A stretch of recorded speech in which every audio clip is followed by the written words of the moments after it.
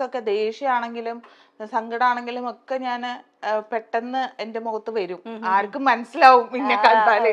അങ്ങനെ ഒളിച്ചു വെക്കാൻ പറ്റുന്ന ഒരാളല്ല. അതുകൊണ്ട് തന്നെ ചിരിയും പെട്ടെന്ന് പുറത്തേക്ക് വരും. അതാണ് എക്സ്പ്രസീവ് ആണ്, എല്ലാ ഇമോഷൻസും വളരെ വോക്കലും ആണ്, എല്ലാ കാര്യങ്ങളും അഭിപ്രായം ഉണ്ടെങ്കിൽ അത് പറയുകയും ചെയ്യും. എപ്പോഴും നമ്മള് ചിരി ചിരിക്കുകയും അതേപോലെ ചിരിപ്പിക്കുകയും ചെയ്യുന്ന ഒരാളാണ്. കോമഡി ആർട്ടിസ്റ്റ് എന്നുള്ള ലേബലിലാണ് നമ്മൾ സിറ്റ്കോം ആണ് ചെയ്യുന്നത് കൂടുതൽ. അപ്പം അങ്ങനെയുള്ള ഒരു കാറ്റഗറിയിൽ വരുന്ന സമയത്ത് ഞാൻ ആദ്യം തന്നെ വളരെ സീരിയസ് ആയിട്ടുള്ള വിഷയത്തിൽ പോകുന്നു എന്ന് വിചാരിക്കേണ്ട. പക്ഷെ ഇങ്ങനെയുള്ളൊരു നമ്മുടെ ഒരു ലേബിളുള്ളപ്പോൾ പലപ്പോഴും പല ആൾക്കാരും നമ്മളോടും അവർ പറയുന്ന കാര്യങ്ങൾ വളരെ സീരിയസ് ആയിട്ട് നമുക്ക് പ്രശ്നം ഉണ്ടാക്കുന്നതാണെങ്കിൽ പോലും അവർ എല്ലാം കോമഡി ആയിട്ട് കണ്ടോളും, ഷിൽ ടേക്ക് ഇറ്റ് ലൈറ്റ്ലി എന്നുള്ളൊരു കാഴ്ചപ്പാടോടുകൂടി കാര്യങ്ങൾ പറയുകയും ചെയ്യാറും ഉണ്ടായിട്ട് തോന്നിയിട്ടുണ്ടോ? അല്ല, അങ്ങനെയല്ല. ഇപ്പം എന്നെ സംബന്ധിച്ച് ഇപ്പൊ എൻ്റെ അടുത്ത് അങ്ങനെ ആരെങ്കിലും പറഞ്ഞിട്ടുണ്ടെങ്കിൽ എനിക്കത് മനസ്സിലായിട്ടുണ്ടെങ്കിൽ ഞാൻ അപ്പൊ തന്നെ ഉത്തരം പറയുന്ന ആളാണ്. അതുകൊണ്ട് അങ്ങനെ എനിക്കങ്ങനെ ഒരു മോശം എന്നുള്ള രീതിയിലൊന്നും എനിക്ക് ഒരു വേദിയിലോ അങ്ങനെ അല്ലെങ്കിൽ ഷൂട്ടിങ്ങിന്റെ ഇടയിലൊന്നും സംഭവിക്കാറില്ല, സംഭവിച്ചിട്ടില്ല.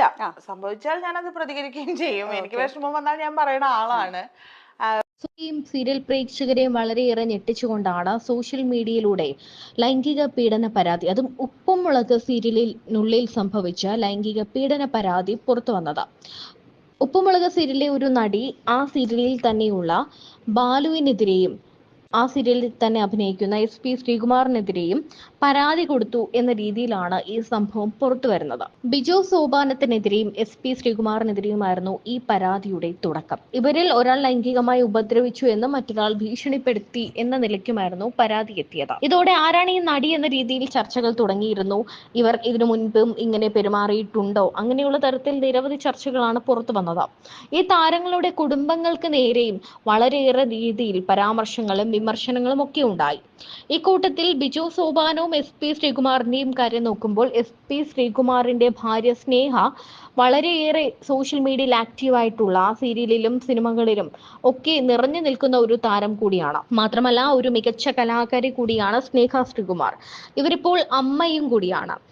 ഇരുവരുടെയും വിവാഹം എല്ലാവരെയും ഞെട്ടിച്ചിരുന്നു. കാരണം സ്നേഹയുടെ ആദ്യ വിവാഹത്തിൽ പങ്കെടുത്ത സുഹൃത്തായിരുന്നു ശ്രീകുമാർ. പിന്നീട് വിവാഹബന്ധം വേർപെടുത്തിയ സ്നേഹ വർഷങ്ങൾക്ക് ശേഷം ശ്രീകുമാറിനെ വിവാഹം കഴിച്ച് ഒന്നിച്ചു ജീവിക്കുകയായിരുന്നു. നിരവധി വിവാദങ്ങൾ ഇവരുടെ വിവാഹത്തോടെ ഉണ്ടായെങ്കിലും പിന്നീട് ഒത്തൊരുമിച്ച് പോകാൻ തീരുമാനിച്ച് ഇവർ സന്തോഷത്തോടെ കുടുംബജീവിതം നയിച്ചു വരികയായിരുന്നു. ശ്രീകുമാറിനെതിരെ വാർത്ത എത്തിയതോടെ ഭർത്താവ് പെട്ടുവല്ലോ എന്ന തരത്തിലാണ് ശ്രീകുമാറിനെ കുറിച്ച് സ്നേഹയുടെ സോഷ്യൽ മീഡിയ പേജുകളിലൊക്കെ വന്നിട്ടുള്ളത്. മേജർ ആയിട്ടുള്ള ചേഞ്ച് എനിക്ക് എന്റെ ഫ്രണ്ട്സ് ഒക്കെ പറഞ്ഞാൽ എനിക്ക് വലിയ മാറ്റമൊന്നും ഇല്ലെന്നാണ്. എന്റെ കൂടെ ഒരാളും കൂടെ വന്നു, അത്രേ ഉള്ളൂ. ഇപ്പൊ എന്റെ യാത്രകളിൽ എനിക്ക് എന്താ പറയാ എവിടെ പോയാലും എന്റെ കൂടെ ഞാൻ എന്റെ മോനെ കൊണ്ടുപോകും. എവിടെ പ്രോഗ്രാം ആയാലും, അതിപ്പോ വിദേശത്താണെങ്കിലും ഞാൻ ആദ്യം പറയുന്ന അതാണ്, എന്റെ മകനെ കൊണ്ടുപോകണം. അപ്പൊ മോനെ കൊണ്ടുപോകണമെങ്കിൽ മോനെ നോക്കണം, ചേച്ചീനെ കൊണ്ടുപോകണ ഒരു കാര്യം പരിപാടി സമയം അങ്ങനെ ഞാൻ അവനെ കൊണ്ടുപോകും. അതല്ലാതെ പിന്നെ ഇപ്പൊ ചില സമയങ്ങളിലൊക്കെ ഉറക്കത്തിന്റെ ചെറിയ പ്രശ്നങ്ങളൊക്കെ വരും എന്നുള്ളതല്ലാതെ അവനെ കൊണ്ട് അങ്ങനെ വലിയ പ്രശ്നങ്ങളൊന്നും ഇല്ലാത്ത ആളാണ്. അതെ. പിന്നെ ഞാൻ ഈ പറഞ്ഞ പോലെ എനിക്ക് തോന്നുന്ന ഒരു എയർലൈൻ കമ്പനി യാത്ര ചെയ്യരുത് എന്ന് പറയുന്നവരെ യാത്ര ചെയ്ത ആളാണ് പ്രഗ്നൻസി ടൈമില്. കാര്യം അന്നൊക്കെ നമ്മള് ഏറ്റെടുത്ത് വെച്ച ഒരുപാട് പരിപാടികൾ ഉണ്ടായിരുന്നു. അപ്പൊ പരിപാടികൾ ക്യാൻസൽ ആയി കഴിഞ്ഞാൽ എന്റെ ടീം മൊത്തം ക്യാൻസൽ ആവും. മറിമായൻ ടീമിന്റെ ഷോസ് ആയിരുന്നു അതെല്ലാം. അപ്പൊ അതുകൊണ്ട് ഞാൻ എല്ലാ പ്രോഗ്രാമുകളും ചെയ്തിട്ടുണ്ട്. ഒരു പരിപാടി പോലും ഞാൻ അതിന് വേണ്ടിയിട്ട് ക്യാൻസൽ ചെയ്തിട്ടില്ല. പിന്നെ മദർഹുഡിൽ വന്നത് പിന്നെ ആകെ എനിക്ക് തോന്നിയിട്ടുള്ളത് വെച്ചാല് നമ്മളെ പ്രഗ്നൻസി ടൈമിൽ നമ്മളെ കെയർ ചെയ്തിട്ടുള്ള ആൾക്കാരില്ലേ, ഒരു മിഠായി തന്ന ആൾക്കാരെ വരെ എനിക്കിപ്പോ ഭയങ്കര ഇഷ്ടമാണ്.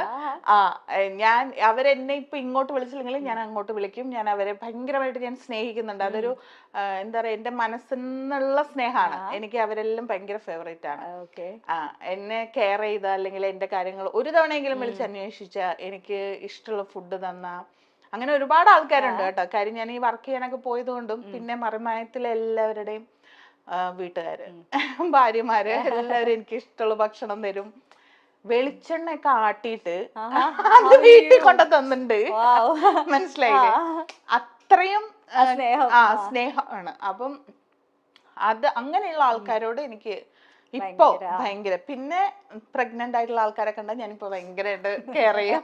സോഷ്യൽ മീഡിയയിലെല്ലാം ഉയരുന്ന വലിയ തോതിൽ തന്നെ വിമർശനങ്ങൾ ഉണ്ടായപ്പോൾ ഈ സംഭവത്തെക്കുറിച്ച് ബിജുവോ ശ്രീകുമാറോ ഒന്നും തന്നെ സംസാരിച്ചിട്ടുമില്ല.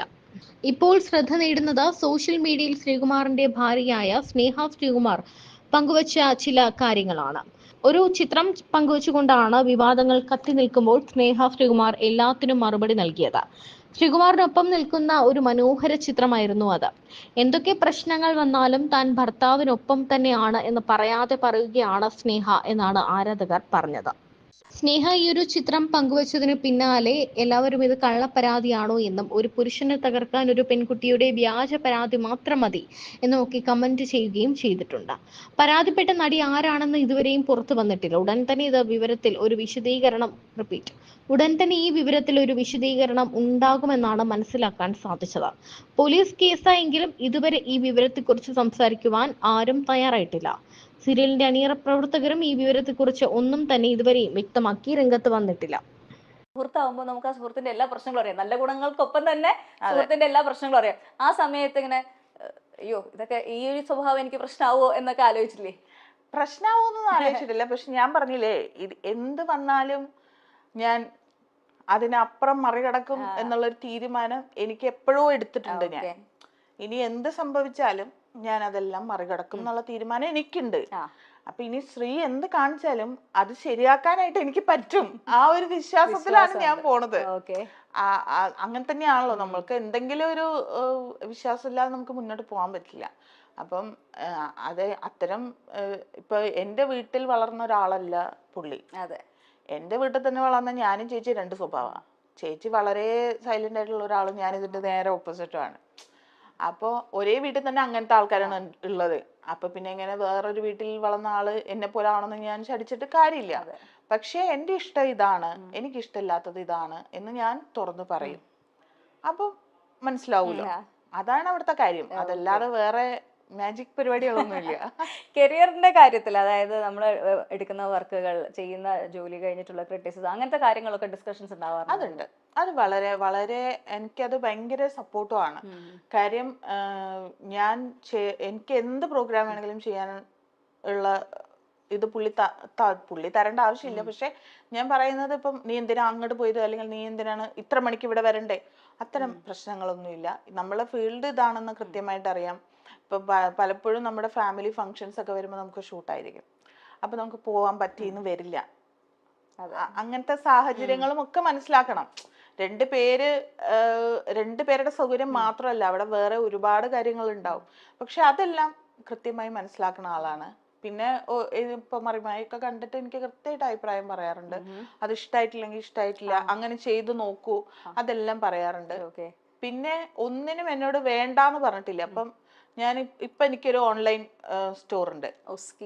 ഓസ്കി എന്നാണ് അതിന്റെ പേര്. ഓസ്കി ഡിസൈൻസ് എന്നാണ്. അപ്പൊ അത് ചെയ്യട്ടെ, വേണ്ട നിനക്ക് സമയമില്ലല്ലോ, നീ ചെയ്യണ്ട, അതല്ല. ചെയ്തോ, നിനക്ക് ഇഷ്ടമുണ്ടെങ്കിൽ നീ ചെയ്തോ, ഓക്കെ അല്ലേ, അത്ര മാത്രമേ ഉള്ളൂ. അല്ലാതെ ഒരിക്കലും എന്നെ നിരുത്സാഹപ്പെടുത്തിയിട്ടില്ല ഒരു കാര്യത്തിനും.